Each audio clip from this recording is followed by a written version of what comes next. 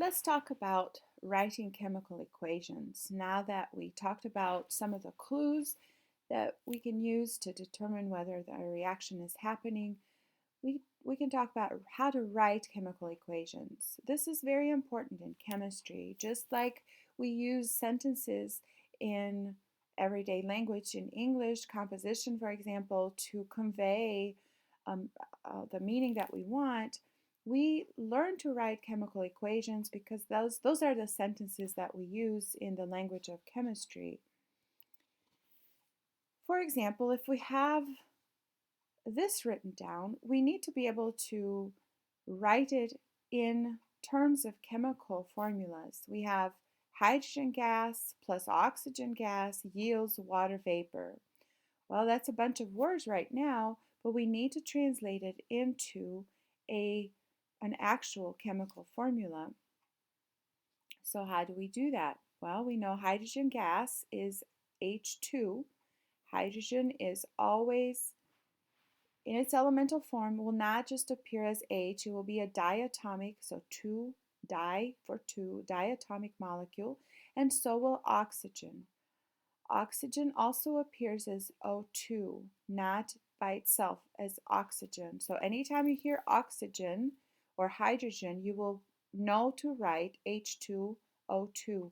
This is also true with the halogen family group. So group 7, they will always appear as F2, Cl2, Br2, I2, etc., etc. And it tells us that it yields, so we write an arrow for yields, water vapor. We know the formula for water is H2O. Therefore, this is how I translate the words into formulas, and I write a chemical reaction. Now we talked about the law of conservation of mass a couple of chapters ago, and this is true for writing chemical reactions as well. The law of conservation of mass dictates that the numbers of each element on either side, the reactants and the products, must be equal. Therefore, in this previous example that I have here, I cannot have more hydrogen atoms on the left-hand side as I do on the right-hand side, nor can I have more oxygen atoms on the left-hand side as I do on the right-hand side. All the number of atoms on both sides have to be equal because law of conservation of mass states that mass can neither be created nor destroyed. So I cannot make more atoms or destroy the atoms. I have to have the exact same number on either side. Now the atoms can recombine. Here the atoms are recombining to form different combinations. Here my oxygens are bonded to each other and the hydrogens are bonded to each other.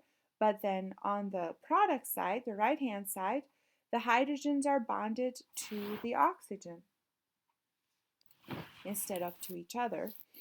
So the atoms recombine to give me products, but they cannot be destroyed or made. And therefore, the numbers of each element must be equal on both sides. Therefore, we need to find the smallest whole number ratios that balance the two sides of the reactions, and we'll learn how to do these. But the emphasis here is the smallest whole number ratios.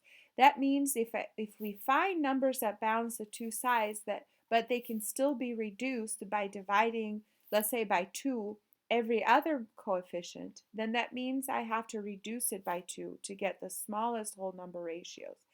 It doesn't mean a whole lot right now because it's just words, but we'll do some examples where you get the hang of balancing equations.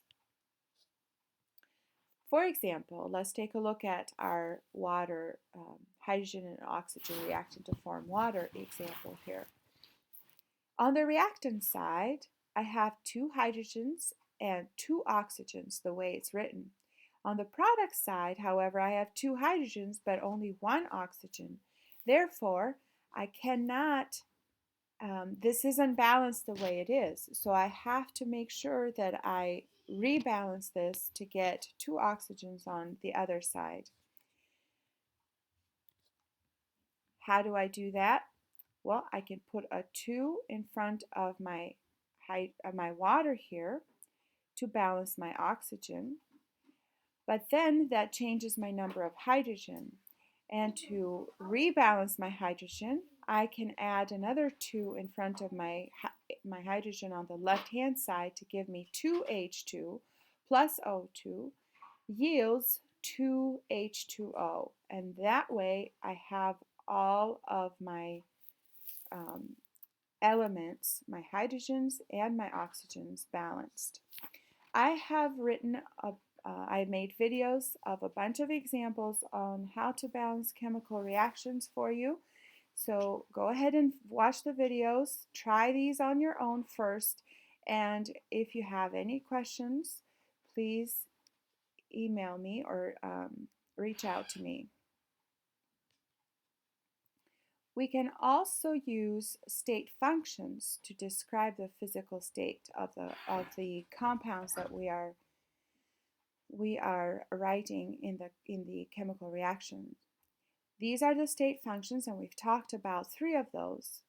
G will stand for gas, little s will stand for solid, and L will stand for liquid. And then we'll have a 4th state function that we add for AQ, aqueous solutions. So anything that is dissolved in water will be called an aqueous solution. Here's an example of how a chemical reaction is written, including state functions. We have magnesium solid, magnesium metal, so all metals except mercury will appear as solids in chemical reactions if they're by themselves in their elemental form. Magnesium solid, therefore, reacts with oxygen, and we just talked about how oxygen is a gas. Therefore, we write G for gas, and it yields magnesium oxide, which is a solid, and therefore we'll put an S by magnesium oxide. State functions will help us describe the physical state of each compound in the chemical reaction. Here are a couple of examples on writing chemical reactions from words, so translating words into compounds and using the state functions to write a complete chemical reaction and how to balance it. Watch these 2 examples and let me know if you have any questions. And then I have a bunch more. I have 6 more examples here on doing the same thing, on writing, translating, if you will, words into chemical formulas, writing chemical reactions with state functions. If you have any questions, don't hesitate to ask. Next, we'll be moving on to how to classify chemical reactions.